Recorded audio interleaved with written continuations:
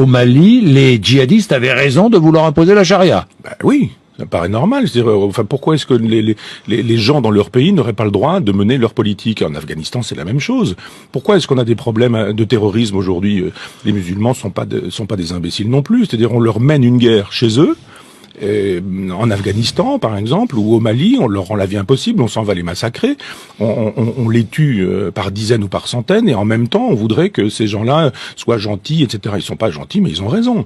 Autant je suis sur une lutte athée, en disant que l'islam ne me convient pas, autant que l'islam est dangereux. Mais autant je trouve que sur le terrain politique, il y a aucune raison pour qu'on aille faire la loi chez les autres. Pourquoi est-ce qu'on fait la loi chez Kadhafi, par exemple? Pourquoi est-ce qu'on fait la loi au Mali, et pourquoi est-ce qu'on la fait pas au Pakistan? Pourquoi est-ce qu'on la fait pas au Qatar? Pourquoi est-ce qu'on la fait pas à Cuba? Ou pourquoi est-ce qu'on la fait pas en Chine?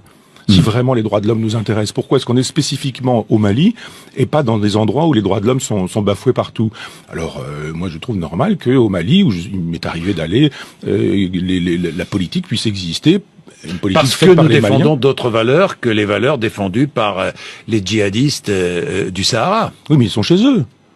Et on va pas faire la loi chez les musulmans, enfin dans les pays musulmans, que les musulmans fassent leur loi. Pourquoi est-ce qu'on n'intervient pas en Israël? Pourquoi il faut arrêter de vouloir faire la politique coloniale qui est la nôtre dans des pays sous prétexte que ce serait les droits de l'homme qui nous animeraient. Ce sont pas les droits de l'homme qui animent Hollande au Mali.